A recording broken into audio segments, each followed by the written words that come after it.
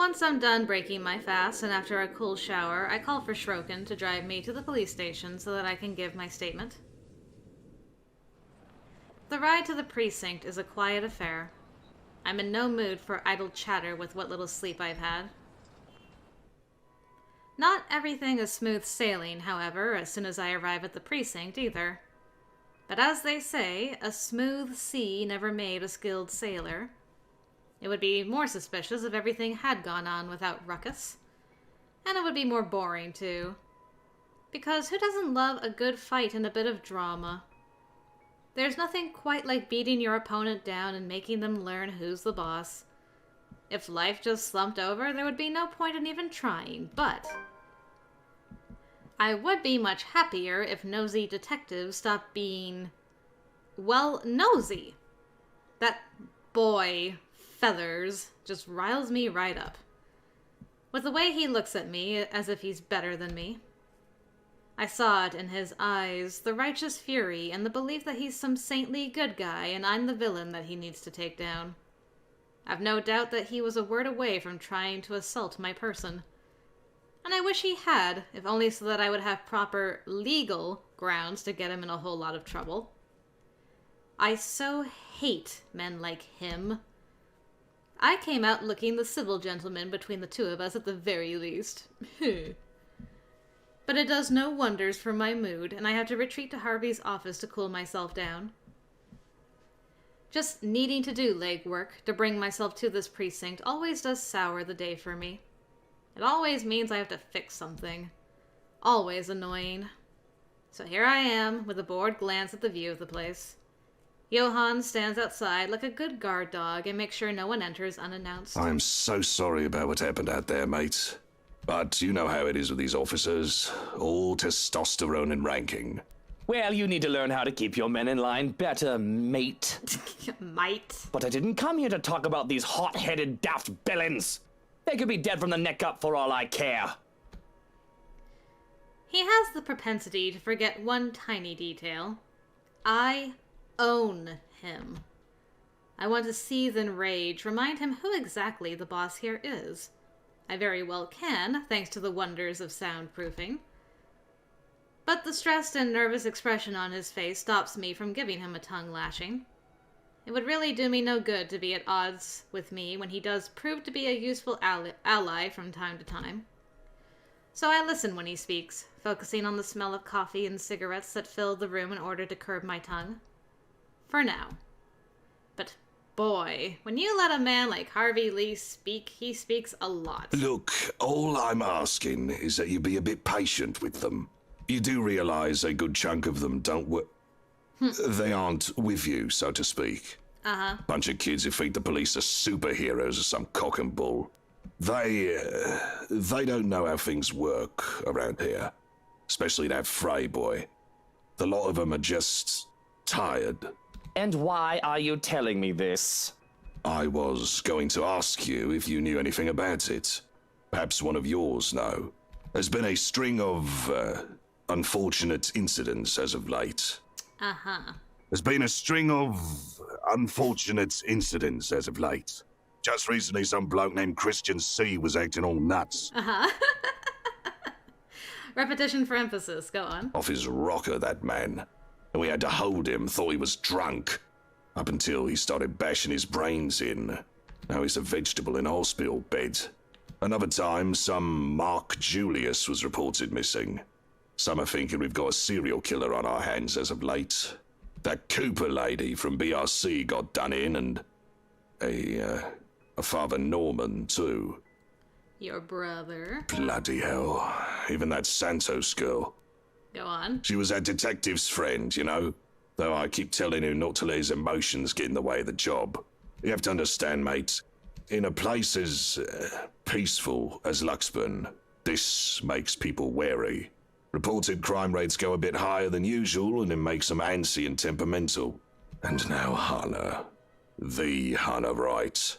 The press are going to go nuts about this, mark my words. Are you implying that I have anything to do with them? Because as much as I hate to say it and admit, I am. out of the loop. This is the first I've heard of these incidents. I am offended. Really, I'd say I'm insulted. But this is par for the course. Harvey knows who and what I am. We have a deal of sorts, after all. Crime is always expected in a society with laws and with humans who are allowed their free will. But why not strike a deal with the devil to make sure that said crime has some order, at least? Honestly, yeah. But when they said what happened to Hannah, well, it can't be you. Right. The older man looks at me with scrutiny. I'm under no delusions. It's obvious he's trying to find a trace of a lie, to find a way and pin a serious crime on me so that he can escape his slavery from me, so to speak. But I put on the perfect picture of a grieving husband. An easy feat. If he pushes this, I will not hesitate to be sharp and make my point across to remind him of his place. I feel like that had a double meaning somehow. There seems to be no need for it, however. Whatever kindness he can muster for me just gives in. It is easier to believe that a husband would never go so low as to murder his own wife. If anything, you might have just caught the perpetrator for us. I beg your pardon? Are you saying that man who just broke into my home is a serial killer? Excuse me? Who would have thought? But Carl over there told me what they saw when they went to tape off the crime scene. That room Anna's body was found in.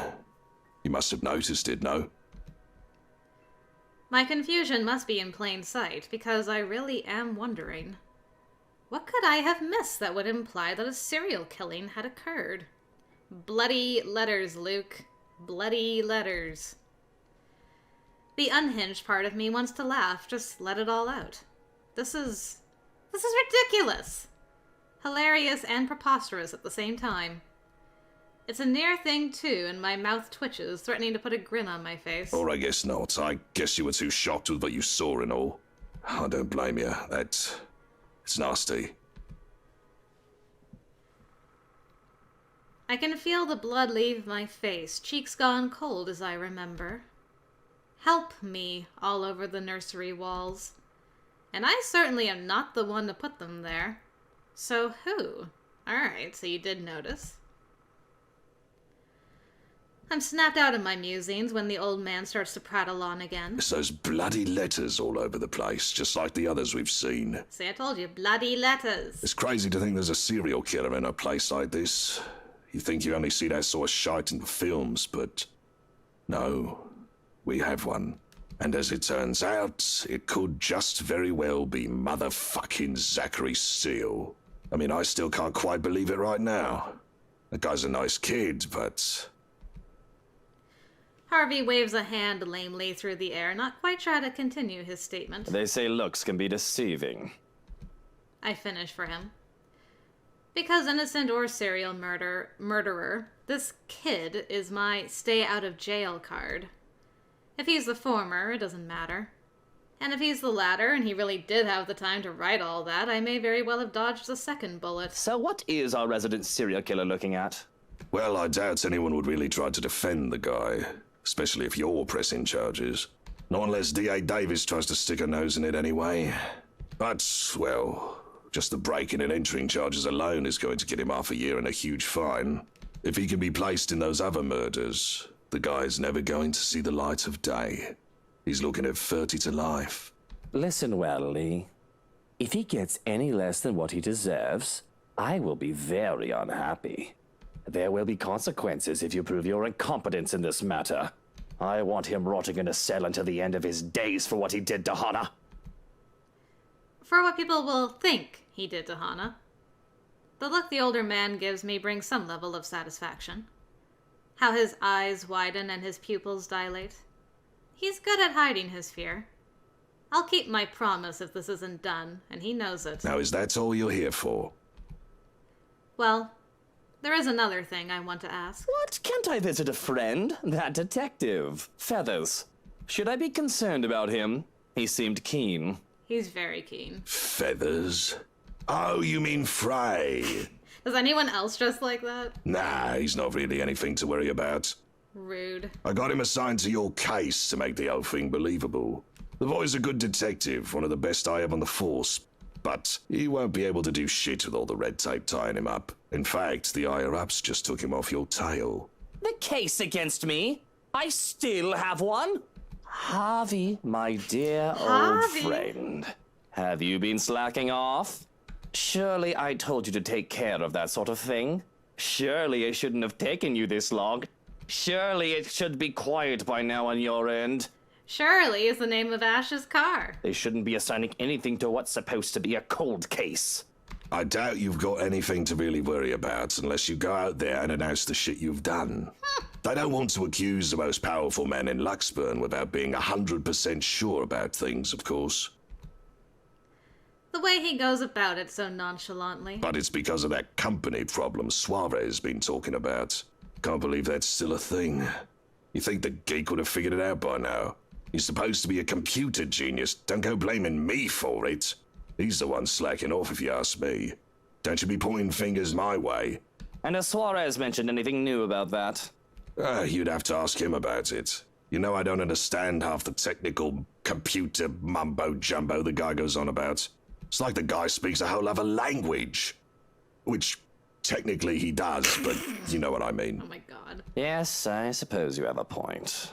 Very well, if you haven't got anything else useful for me, I might as well head home. Get some bloody peace and quiet. I could have some tea. Maybe with some whiskey and a nap and I'll be as right as rain. At least one of us should get some good R&R, because it looks like Harvey isn't going to get any. Not with the commotion that started up outside the room.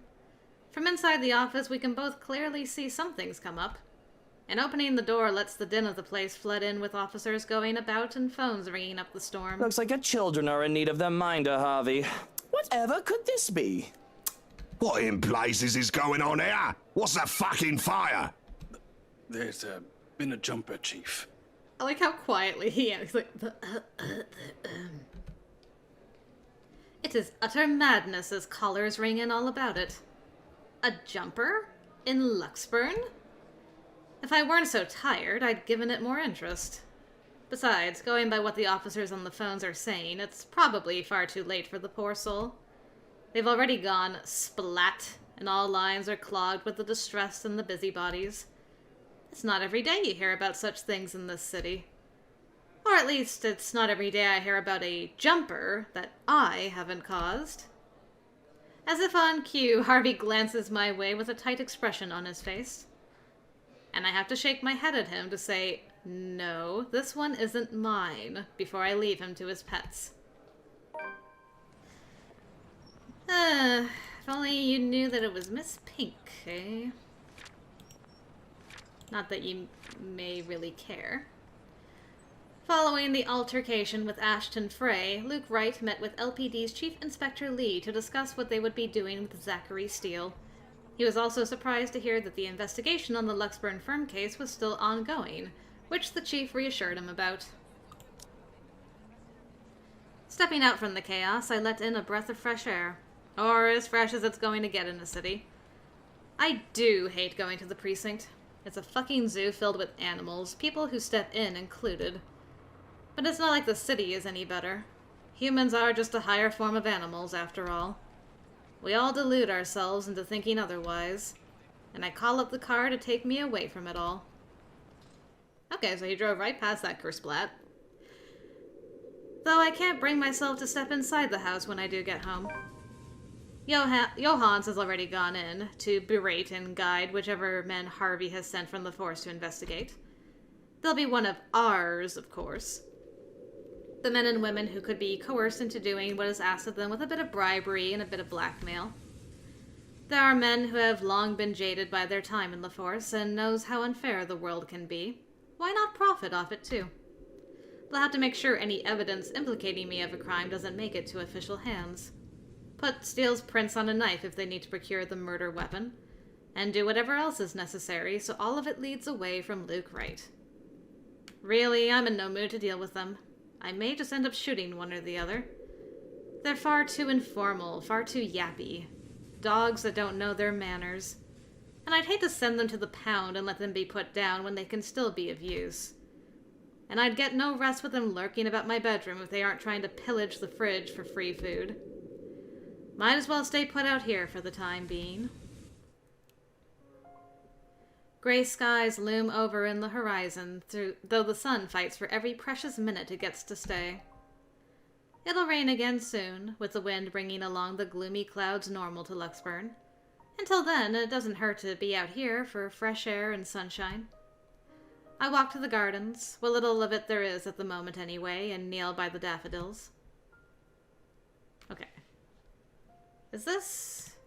Yeah. This is new. Since I talked to my mother. Do I even deserve to talk to her now? It feels wrong to do so after what I've done. Not because I have blood on my hands, no. That's nothing new. But when it's her. When I've killed my lovely Hana. I don't even need to worry about becoming my father anymore, because I am certainly much, much worse. Damien never killed Eleanor. He never had her blood on his hands. Staring at the flowers offers me no safety from that reality. The peace I came out here for is short-lived with my own mind when my own mind betrays my guilt. But I'm a stubborn fool who's set in his ways, and I refuse to get up and go back into the house just yet, even if there's no real point in staying in the dirt. And I'm made even more determined to stay when I sense a presence standing behind me. When I told Shrokin that I would tell anyone and everyone to sod off and bother me another day, I do mean that. Leave me alone, Shrokin. Go make dinner if you want to be useful. I think those flowers look beautiful, my lord. Okay, Takako Ghost Lady. The parlor, the room where the lady stays for her tea. It could certainly use some. I can't skip, okay? The voice is not familiar, though I'm not really one to remember such things. There she is again. Eh? No? Okay. A beautiful woman stands behind me. A servant, if one were to assume from what she wears. And that should certainly concern me when the other household staff members had been sent away for the day. Not to mention, I'd like to think I'd remember a pretty face like hers if she is under my employ. If she's pretending to be one of the staff, she's out of luck. And if that is the case, she shouldn't push her luck, lest I decide another murder will not ruin my day any further. But I can only feel, at the very least, indifference at her presence and annoyance at most. Beautiful as she may be, that did not exempt her from my wish to be on my own. There is a part of me that feels like I'll snap at any moment for the smallest of reasons. And I'm just waiting for an excuse to let go again. Didn't you get the memo? Are you new? Today is a day off. You aren't supposed to be here. Am I not? I apologize, my lord. I wasn't aware that we are not expected at our stations this day. It's just that today is such a beautiful day. I saw you alone and simply thought you could use some company. Point. The birds are singing and the flowers are blooming. It would be a shame to spend days like these on my own. But with these rare sunny days, I wish I can spend it with my sunshine, my Hana. Something claws and lashes out inside me at the reminder of what happened, of what I did to her. To know that she is not here with me, to enjoy these scarce times when dark clouds do not plague our skies. An ill feeling takes over me at the mere thought. I have to swallow down the bile that rises in my throat, force my expression not to betray anything. Any sign of weakness is not allowed. The slightest of slip-ups and I'll be swarmed by sharks hungry for blood. Perhaps talking with another person, a human being that doesn't know of my sins, will do me some good. That or there'll be another pretty corpse by the end of the day. All is forgiven. You must be really enthusiastic about your job if you didn't realize it's a day off. I simply owe everything to the lady. Work is all I know. It's the only way I can repay her. But if my lord wishes to take it as enthusiasm, I won't hold it against you. She smiles.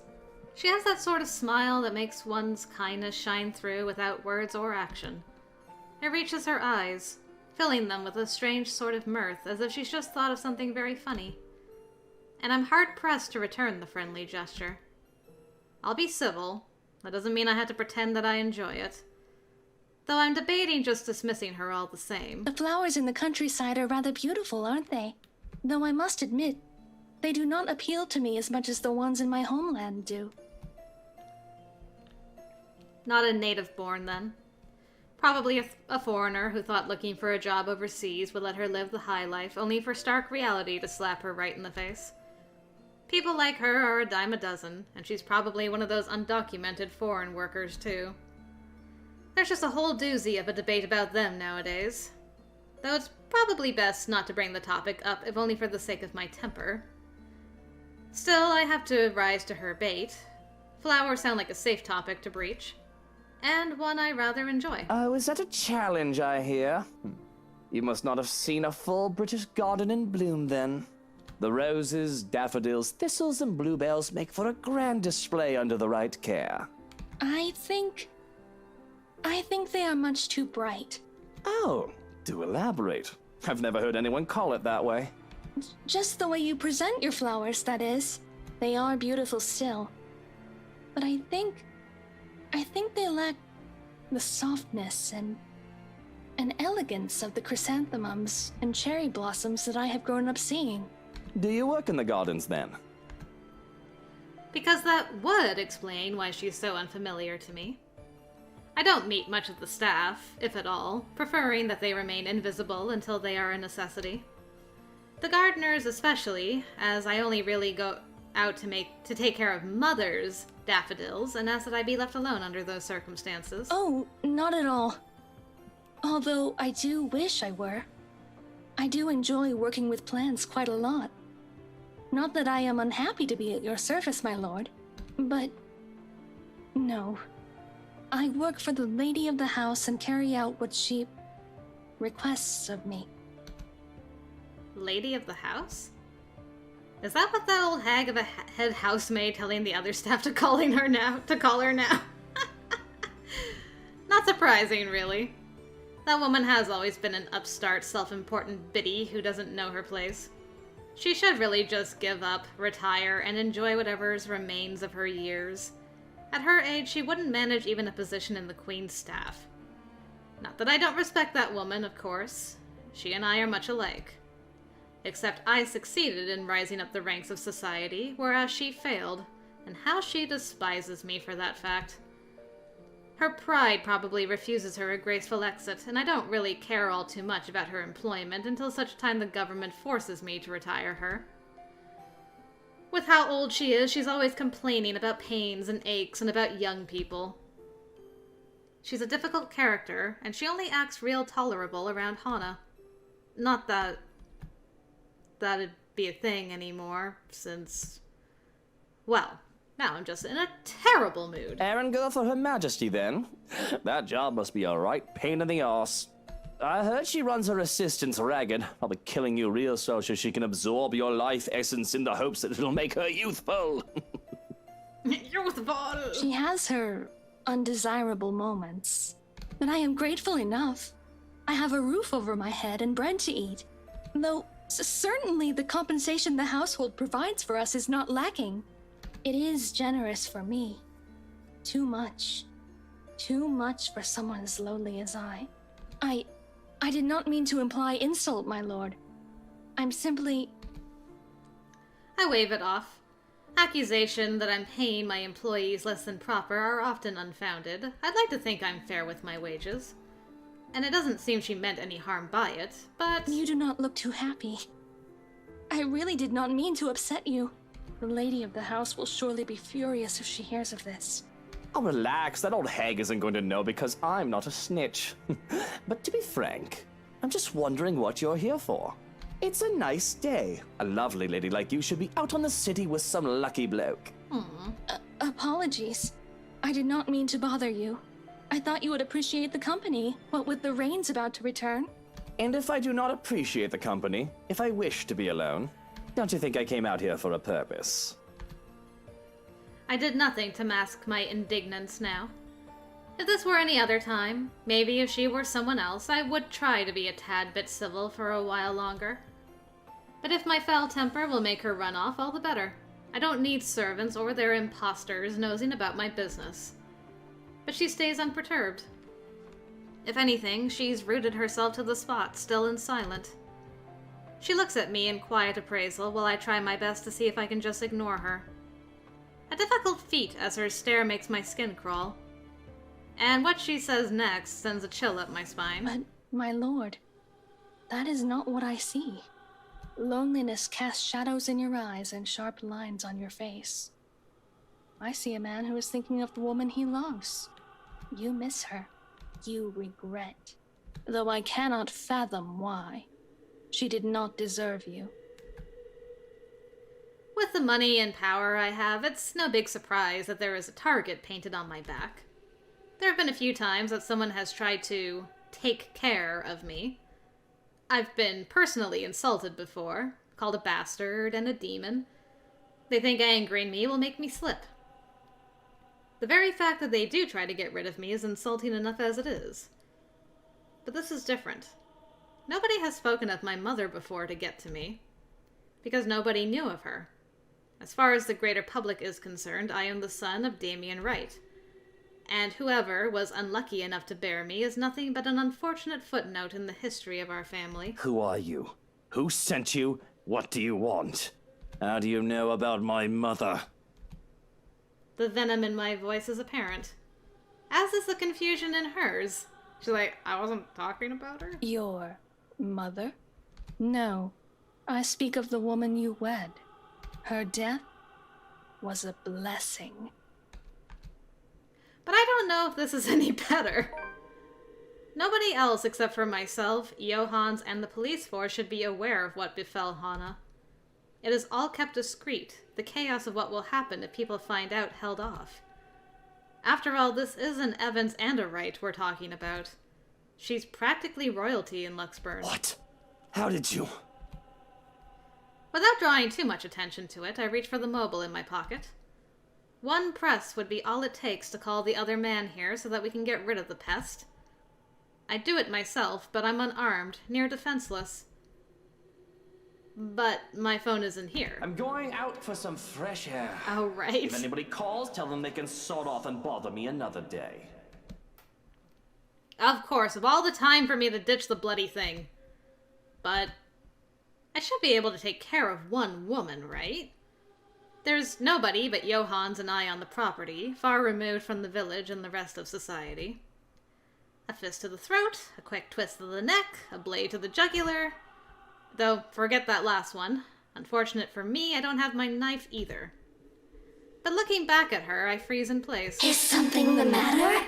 You look a fright. It's just that you're very loud. What the fuck? The only appropriate response. I try to scream, but it's stuck in my throat. Please do not torment yourself. You have nothing to worry about. I would never harm you. Aw, but I was kind of trying to get him killed, lady. This home still needs its lord, our prince. Come, my lord, the house beckons. You sound a lot different. Gone was the beautiful woman, and in her place is this grotesque witch, this monster, surreal and horrifying. That's it. I've gone mad. Driven crazy by guilt for the sins I've committed. And this is the devil that would torment me for all eternity. But even the idea that this is all a dream, a nightmare, doesn't stop me from flinching away at her touch. I'm out. Let's see. Where is our info about that particular delight? There it is. Wanting some alone time and fresh air, Luke excused himself, lingering in the gardens as he remembered the memory of his late mother. Suddenly, a beautiful woman appeared by his side, striking up a conversation with him. It was all pleasant at first, until it wasn't. It definitely does not stop me from breaking off into a run. I can still feel her eyes on me as I run back to the house. But I refuse to acknowledge it, let alone look back. All I need is to get away from her and to make sure she stays away.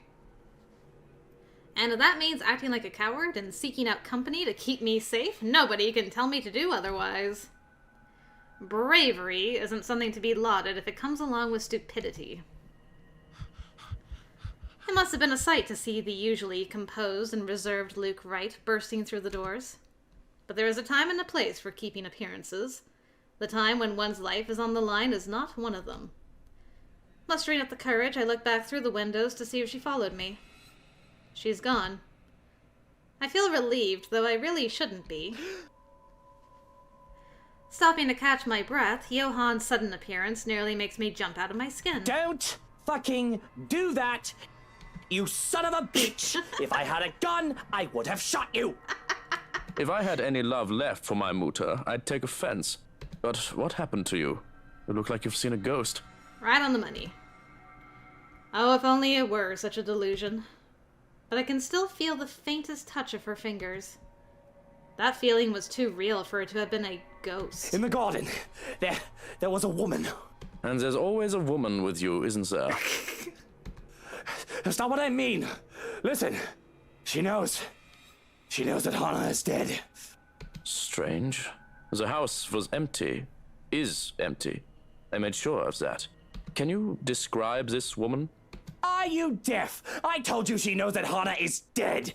What does it matter what she looks like? What is this with this interrogation anyway? Do you not believe me? Believe? Frustration bleeds into my very being when he just raises his brow at me. What does it matter what she looks like unless we're going to go look for her? Oh, of course. But I have to fight off the panic as I try to recall her features. I hurry up the stairs and into the east hallway with the butler at my heels. All this just to get as far away as I physically can from the gardens before I dare speak of her again. She had pale skin, dark eyes, and long dark hair. She wouldn't give me her name. Long. And did she know who killed the madam? It didn't seem like she knew who it was.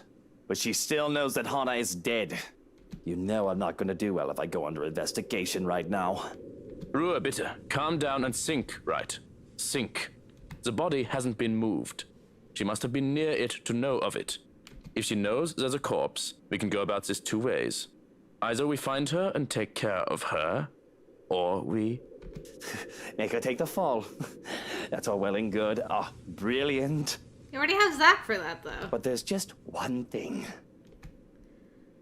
The hairs on the back of my neck stand on end at the mere thought of that woman. I don't know if it was a trick of the light, but I don't think I was imagining things. And though he might think me a lunatic, I can only go on. Well, she was this thing. Thing. A monster. A witch. I know how it sounds. I sound like... okay, fuck. It sounds like I've gone off my rocker with all that's happened. I expect to hear disregard, concern for my mental state, and maybe even empty platitudes relating to my guilt. But instead, the other man grows deathly silent, a thoughtful look on his face. Have you seen her, Johans? I would normally say that seeing hallucinations is a normal human experience, even if this does not sound like a bereavement hallucination. But the woman you described is familiar. I've seen her before in the mansion. Glimpses. You have seen her. Is she one of ours, then? You must know her name now that you know what she looks like. I thought at first that her name may have merely slipped my mind. I've asked the head housemaid to reprimand her, for she was always loitering about when I saw her. But the old woman confirms. We do not have anyone fitting the description under our employ.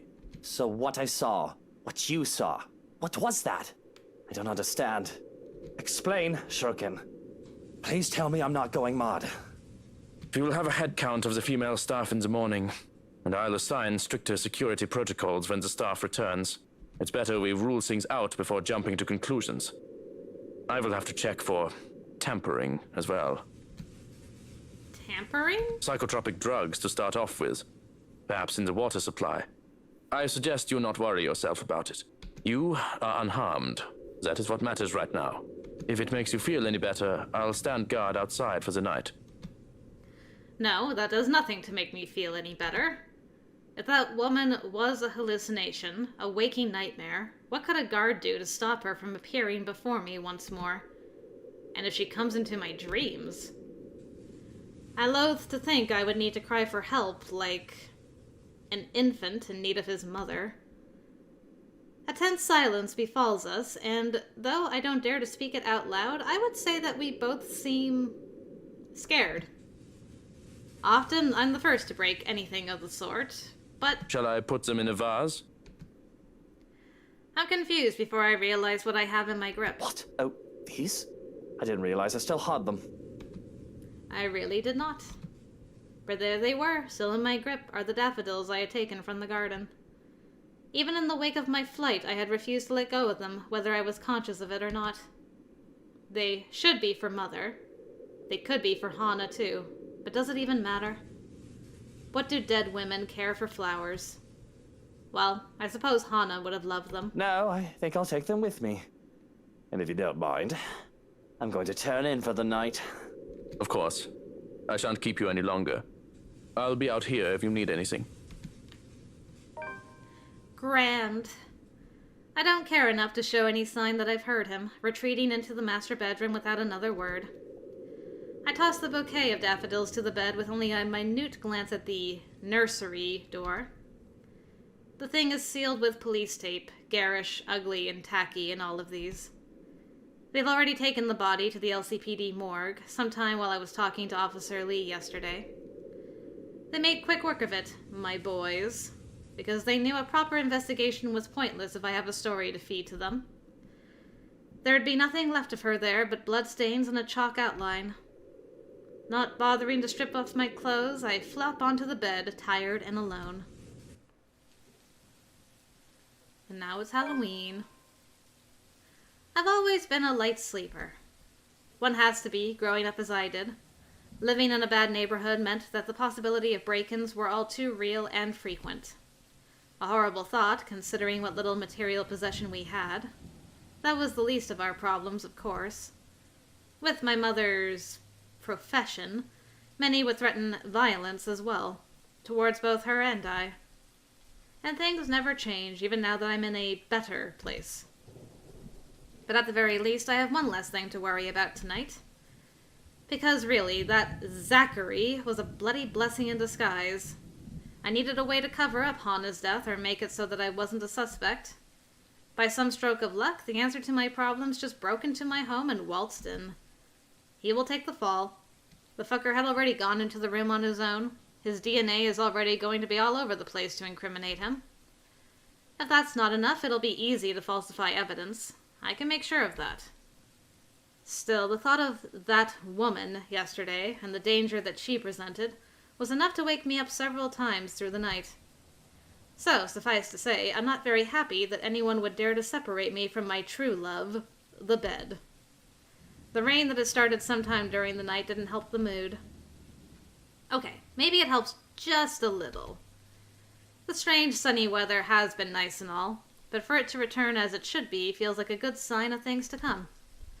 Perhaps things will settle back to normal, and the crazy drama that has gone on lately will die down. The rhythmic pitter-patter of the rain fills the early morning silence with a steady beat. Thank goodness I don't have to be anywhere in a hurry today. I would hate to be caught unawares in this rain. With how it looks outside, it seems that the weather is making up for all the sunny days it has given us with a good old-fashioned downpour. It does let up within the quarter of an hour. However, a day beginning with a cloudburst like this, locals usually take it as an immediate sign. Luxburn's abysmal weather is back, likely for good. There's this rubbish about how the heavens cry with you through the rain. Okay.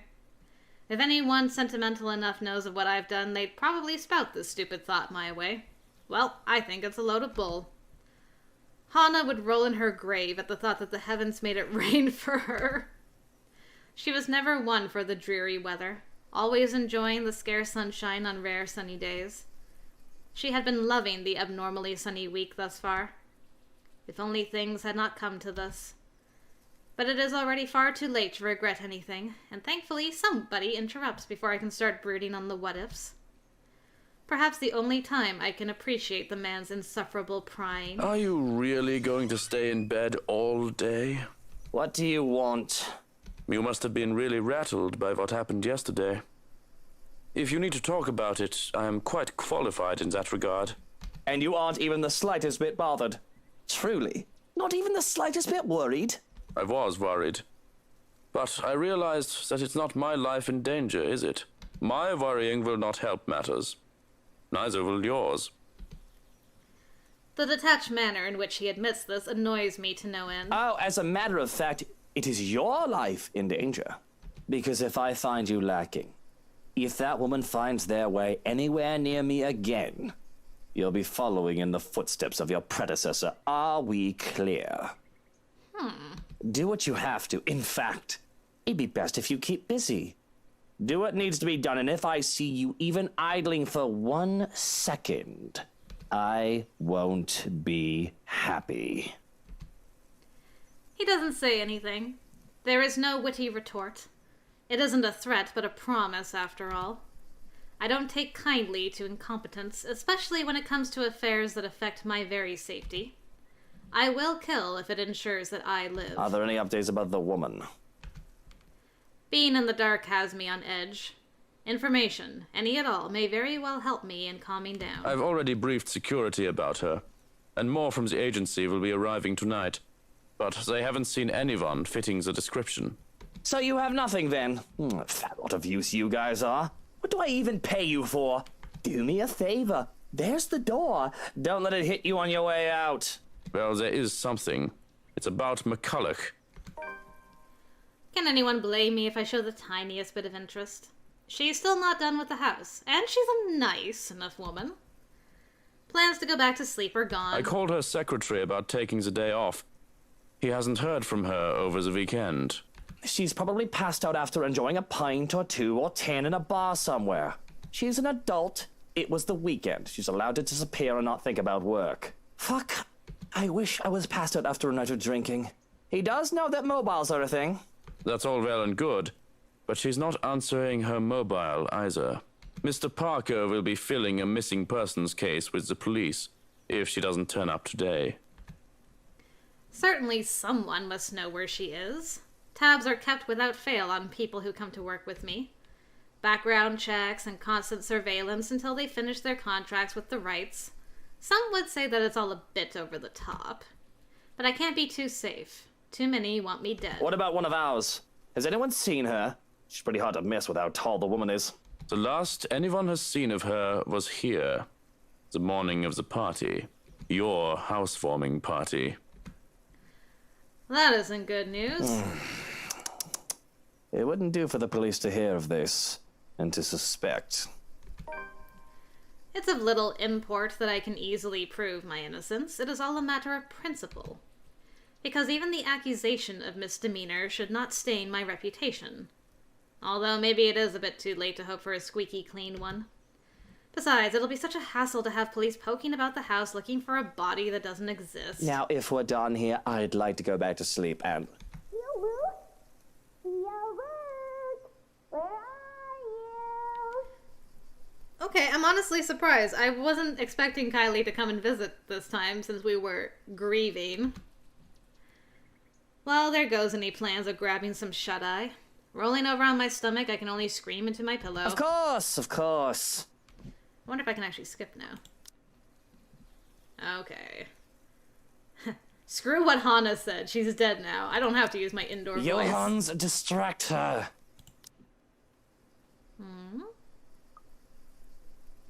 Something catches my eye as I get dressed. My clothes and personal effects are already set on the dresser for the day. Boxers, trousers, belt, and socks on one side with my shirt, jacket, and tie on the other. It's always the same things. Always. Cufflinks, colognes, and anything else I would like to add stays in the dresser for me to choose from. It's all routine. However, among the silvers, the grays, and the red is a tiny blue box. Now, what is this? The thing is small and light, fitting in the palm of my hand. Too big to be a ring box, but too large to be a watch box. Looking at it closer, I see that it's one of my handkerchiefs used for wrapping. It's easy enough to untie the knot to reveal a plain box inside. I would not be opening this. I'd be like, Johans, there's a mysterious package. Open it. An odd and quaint way to wrap up a gift, I suppose. Though presentation should be the last thing I need to be worried about. Mail, packages, gifts, and the likes are supposed to be vetted before they get to me. In the morning, Johans would hand me a list of things I need to look over and go through. Yet there was no forewarning of this. Immediately, I dropped the thing as if it burned me. I shouldn't have touched that. I shouldn't have touched that. You shouldn't have. Duh. It very well might have. Without security going over it, it could be a nasty gift for me. I can still remember when a security guard died to contact poison that covered an innocent enough birthday card, for fuck's sake. Yeah, I'm not surprised. But as the box hits the ground, it spills its contents. Oh god, what is it? What I see makes my stomach turn. Oh! Why? Oh no! It's Zach's eyes, isn't it? Oh! Oh! Oh, she pulled his eyes out and put it in a box for Luke. Oh, why? Why? Why would you do that? Oh, Zach, I can't look at your eyes. An eyeball, still with its nerve ending, mucus and all, plops to the ground. I have to fight the urge to gag as it rolls and stares up at me. Oh god, that's sick. That is sick. I hear you. It's still wet. My bloody fucking... That is disgusting. Oh, the voice acting. I just want to get past the eyeball so I can see to when Zach lost them. I'm not a stranger to being sent threats, but this has to be the first time I've been sent a body part. Even I don't do that. Yet there's no note or sign, too, as to who may have sent it or how it got here. If this is a threat, it's a piss-poor way of doing it, considering it lacks proper planning outside the shock factor that sending a body part affords them. Do I even know anyone whose eyes are the same shade? Not Hana's, no. Definitely not. They aren't as pretty and aren't the right color. Johans? Mr. or Mrs. Lee? Suarez? McCullough? No, the color isn't familiar at all. Though, honestly, it's not like I take the time to memorize each and every person's eye. This could be anyone's, from a guard or a maid or one of the other 100 of people I deal with. Kylie can't see this. The kid is tough, but this'll traumatize her. You nearly threw up, man. Grabbing the handkerchief that was used for wrapping, I try to pick up the eyeball to dispose of it. Oh, God. Emphasis on try. Contact, even with the fabric, has me gagging. The thought of squishing it and covering my fingers with the slick and slime of it made me recoil. But the slightest of touch is enough to make the eyeball roll towards the bed. And in my mad scramble to make a grab for it, it rolls away even farther. Farther under the bed until it's in the smack dab middle, because of course it is. There it just taunts me from where it sits out of my reach, green iris fixed on me again, perhaps judging my poor attempts to get it. To hell with it. I don't have time for this. Agreed. Thank you for getting rid of that. Yeah, when... Was it last night? This morning? Oh, it's just... Man, it is fresh. Ugh. No. Luke Wright received a surprise early Sunday morning in the form of an oddly wrapped gift. Upon opening the box, however... time to go. I wash my hand of this, quite literally at that. Though I wish it isn't easier said than done. The nagging in the back of my head, the voice that tells me I need to be more cautious about this, refuses to push the matter aside. While it is true that it is cause for concern, without demands or anything of the like, worrying will do very little to help. Looking around the room, I try to see if any other presents have been left behind. To my relief, aside from the blue box, nothing else is out of place. The most I can do right now is alert the present security staff about this breach. Watch out for any other threats. If they have a message for me, they'll most likely send it with their next gift. Whoever has sent this I would assume that it is more to shake me up, more than anything else at the moment. It'll be best to act as if this didn't happen. No need to make a child worry about it either. She doesn't need to know. Smoothing down my suit and my hair with a sigh, I steel myself for the horrors. The horrors that come with taking care of a child. While I try to forget the horrors that come in a box. Good morning, Tia Luke. Good morning, Kylie. Did I wake up? Did I forget? I nearly did, really. It's hard to remember something as trivial as an ordinary playdate when there's murder fresh in one's mind. But there's this instinct, long ingrained, to act as if everything is normal despite the blood on my hands. Else I would have spiraled out of control a long time ago, and things wouldn't be as good as they are now. Besides, she's a bright child. Tolerable. Kid's got a good head on her shoulders and can get pretty mature for her age at times. Of course, they have to thank me for that. Alright. We'll just skip through our play date. My darling Hana loved her so. And Kylie does try to be a good goddaughter, but she just can't keep her interest along with the wife. Unfortunately, Hana wasn't quite up for those sort of things most of the time, thinking it'll spoil the child. It turned the whole play date awkward every time. What was that? Oh, bribing her with sweets. Alright. I have fun with the crayons as well, at the child's insistence, even if I can't really draw. With Kylie using the black crayon, that leaves me with the yellow one. I absent-mindedly start to doodle flowers, which are just about the only thing I can actually do decently, so instead of a puppy. I've halfway filled the page with yellow when Kylie breaks her silence. Are you alright, Teal? I heard about what happened to Tia. I was wondering if this was going to come up. I feel as if the ground was pulled from underneath me for a moment there, caught off guard as I am. I was expecting a lot of different questions. The kid always has a whole bunch of them ready for me. But this... How much maneuvering do I have to make in order for her to drop this topic? And what exactly did you hear? They say that a bad man hurt her. Is that why she's not here right now, Tio? That black man's arrest isn't exactly a state secret, but it isn't exactly common knowledge either. It only happened yesterday, after all. I asked members of the press who found out not to cover it until I am ready. To give me time to grieve, I told them. Complete bullshit. The other grown-ups won't tell me when I ask. This is just like when my pet Pato disappeared! Papa and Mama wouldn't tell me what happened to him! He just told me that she's gone to a better place. Now they're saying Tia's gone, but they won't tell me where she went. All these days that they caught the bad man who hurt her. Please tell me, Tio. What happened to her? Is she gone too? Like Pato? Because of that man? My answer catches in the back of my throat. It feels as if I'm drowning on air. It's like you said. A bad man hurt her. I killed her. That's the whole truth, no sugarcoating it. And there are 101 reasons why I cannot confess.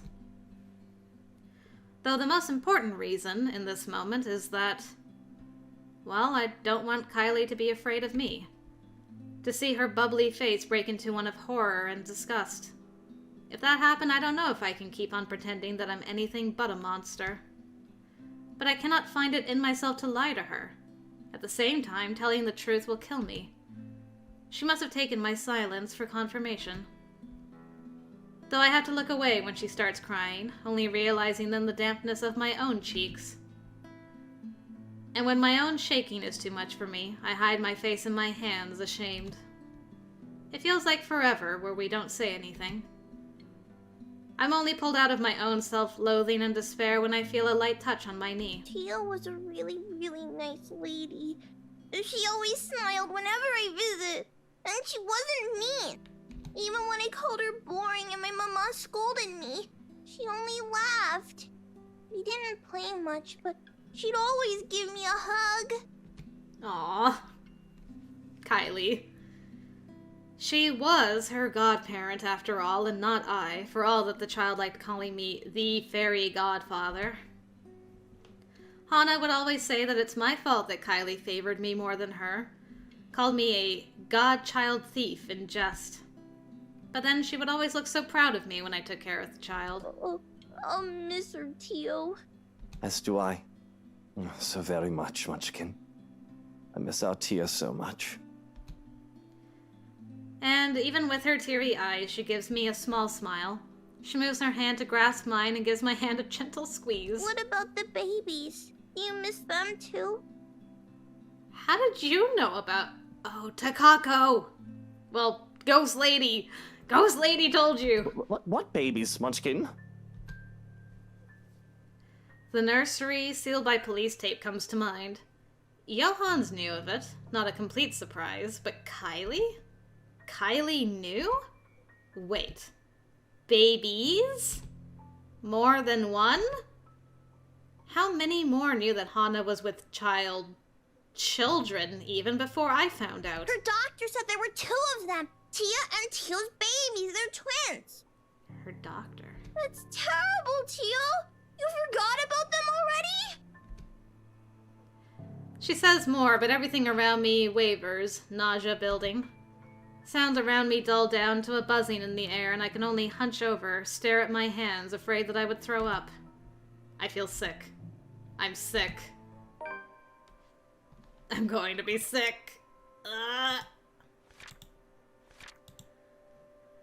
What a day Luke has had. Oh my goodness. With Hana gone and his butler intentionally staying out of sight, Luke was left alone to watch over his godchild, Kylie Suarez. However, what was supposed to be a simple babysitting turned awkward when the precocious child began asking questions. I don't think I can spend any more time with Kylie, considering how high-strung I feel. So it is a good thing that Suarez came for her as soon as I've called. Though it is earlier than the agreed-upon time, he voices no complaint. The bastard even has a look of relief as soon as they left. Or at least I interpreted it as such from where I've stood by one of the windows, not bothering to step out and greet the man. Are we back? Yeah, we're back. Okay. Same drawing. Ah. This is what when we went through this before, it was like memories go through my mind and it was just black. Okay. Yeah, vague, unfamiliar images, memories not mine, and it was black, but now we've unlocked a bunch of them. Okay. A lovely meal in the gardens on a rare sunny day. The Lord and his lady cannot be any happier, but one woman seethes, looking on in despair. Really? You're seething here? Interesting. Jealousy presents itself, like wriggling worms trying to force themselves down my throat. I'm so delighted you can be here with me today, my love. I miss you so. I am but your most humble servant, milady. I do regret that the trades keep me away far too often. But simply say the word and I'll... Oh, hush. It is of little import now. All that matters is you are here, my love. Now enough of that. I have good news. Do you recall the confectionery we used to frequent? From the western edge of the village, down by the river? I feel sick, utterly green in the gills at this sensation, lasting until its image is all but washed away by another. She nearly drops her tray as she enters her lady's bedchambers. The lady is being taken against the wall like a common street whore. That man is not her lord, her prince, but she is not of a station that will allow her to judge. That doesn't keep the shock from her features or from her voice. Milady, I brought the My apologies! Her voice is small, subdued, and shy, though the lady needs no words to express her displeasure as her face turns from one of pleasure into that of anger and accusation.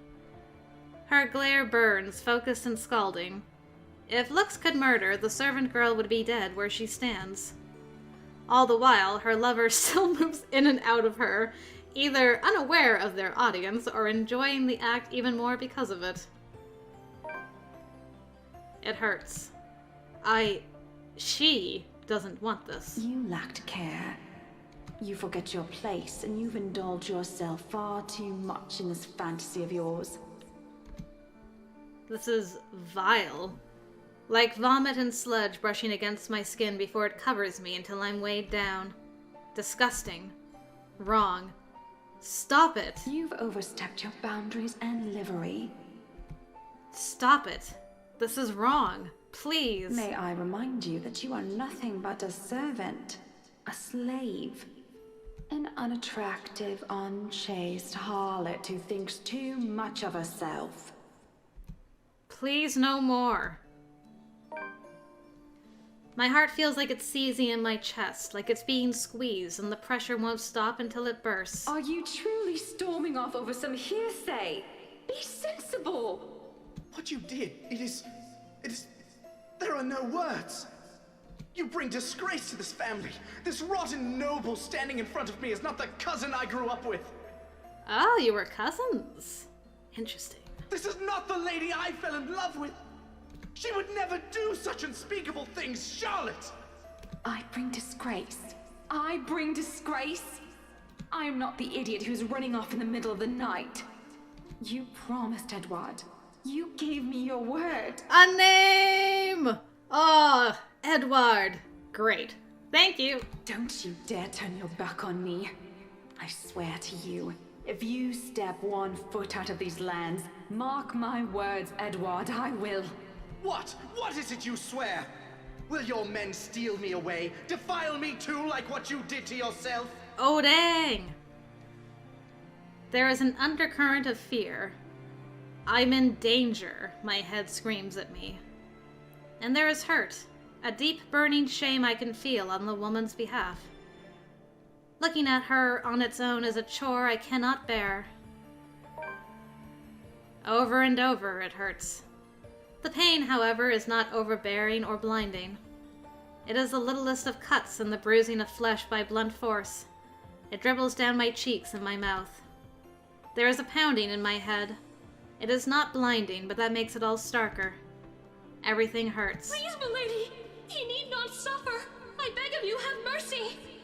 You already have me to do as you please. He deserves none of this. Why is this happening? Silence, before I cut out that impertinent tongue of yours and feed it to the dogs. You will watch and you will learn what happens when I am displeased. What have I done to deserve this? Whispers and accusations fill every crevice of my head, ringing and echoing around like a terrible case of tinnitus. They stare, gazes filled with judgment and disgust. Even before their beloved lady has spoken, she's already condemned. This horrid woman! I beg the court for justice! Who knows what this devil's bride is capable of? She has already bewitched my love, my betrothed. I just cannot bear to think of what she has done to him after. Or what else she may do to our people if we let her live. Blood taints this woman's hands, and I deserve to be repaid in kind for that which she has taken from me. So did you kill Edward and pin it on her? There is nothing for her but death, and she knows this. Her silence says as much. One after the other they come at me, an unending flood that threatens to sweep me away for what feels like an eternity. Each one a show of both joy and suffering for those who have called this mansion their home. Each new scene is like a hammer to the head, threatening to crack my skull and split it in two. I can feel every little emotion in the blurry images that present itself in my head. I feel a part of these, like I've lived through them, though I know that is not possible. All their anger burns through me, that much is evident. But the pain more so. And above all of it are the whispers. The voices calling, luring, until one image emerges in vivid contrast with the others. When there's a shout of joy, my eyes snap open looking for the culprit. That's when the whole room just changes. Everything is the same, yet everything isn't. And we're back. There are people everywhere laughing and dancing. Are we back? Yep. You're one of us, my lord.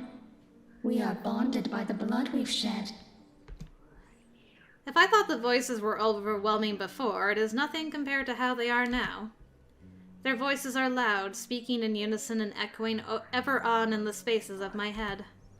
They welcome me back, as if I've always belonged, as if I was meant to be here in the first place. They call me all these titles and names that do not belong to me, and that man's face, the one with the empty eyes, flashes again before me. Once, fleetingly. Like a new memory having burned itself in my mind. I have to struggle for air when I come back to myself after. I'm not. This isn't. The welcomes turn into screams at my protest. Pained and desperate pleas for my help, telling me that it is my duty to stay. Telling me that I belong among them, to them. Gentle touches turn near threatening. The warning scratches and the baring of teeth by predators before they truly maim someone. My mouth goes dry as I struggle to speak some sense in this hallucinatory madness, but I don't get the chance as they drown out my voice. Our lord, my prince. At her words, there is a compulsion to stay. Though my heart races in my chest, the fear I should be experiencing refuses to register in my head. Mind and body war with each other, nearly tearing me in two. Oh, you finally returned to us. The compulsion to walk into her arms is strong. Whispers in my head tell me to go to her. They say that she is safety, she is home and heart. We have been waiting for so long. But repulsed at these thoughts, I wrench away and turn with a small gasp. Without hesitation, I start to make a run for it. I nearly falter when an angry shriek pierces the air, inhumane and monstrous. I don't dare look back. I just run. I didn't care if this is a drug-induced hallucination or not. Just run! Out of the ballroom. Into the journal. Alone, Luke heard voices coming from the nearby ballroom. When he decided to investigate, he was assaulted by memories not of his own, which were very interesting. And at the center of it all is the same woman who appeared before him the day before. And out of the parlor. It was only then that I bothered to look back, hoping and praying to the god I scorn that it did not pursue me. I would have run all the way out of the mansion, too, if only someone didn't get in my way. I collide with a body much larger than mine and fall back to the ground, head spinning as I look up at the stained glass. Turning my head to the side replaces the colorful sight with a pair of shiny black shoes. Fatigue fills every inch of my being then, making me refuse to get up. Meanwhile, a familiar head of ginger hair looks down at me in bemusement. You really must look where you're going if you insist on running about. Do tell, where is the fire? Oh, thank God you're here. I do hope you don't have a concussion. Can you count backwards from 15 to 1 for me? This is not the time. Oh, fuck off, you wanker. Just help me up. I do not think insulting me if you do have a concussion is a smart decision. But no, really. 15 to 1. That woman, she was here. I told you to keep an eye out for her. The other man offers an arm and pulls me up to my feet then. But before I can storm off and pull into the ballroom, he anchors me down with one hand on my shoulder and the other touching the back of my head. No bruising or bump. That still does not mean that you don't have a concussion. If you are too lazy to count backwards, can you tell me your full name? Where are you currently? We don't have Lucille Mitchell Wright, and this is the Ermengarde bloody fucking foyer. But we don't have time for this. You must make and have the time to make sure you are not broken in the head. I have already sent security to scour the whole house when I saw you running out of the parlor, Dummkopf. If the woman is here, they will have her. You will only be slowing them down if you plan to interfere. When he points that out, I realize that there are guards starting to filter into the house as we speak, with some already searching the nearby rooms. Armed and uniformed men go about in pairs, making it so that the house is in a flurry of activity. He lets go of me then, with the knowledge that I'm not going to keel over anytime soon. I was hoping that you would be tired from dealing with the young miss on my return. Instead, you come running and hit your head. Such a troublesome boy. Shall I be carrying you to bed, too? I can manage just fine on my own. Though I don't see how I can sleep until that woman is caught. It'll be easier to keep you safe in your quarters. This is twice we've known the woman to break in. I think we can safely presume that you hold her interest. He says it as a matter of fact, in a tone that brooks no argument. Not like I'll argue if it means I'm kept safe.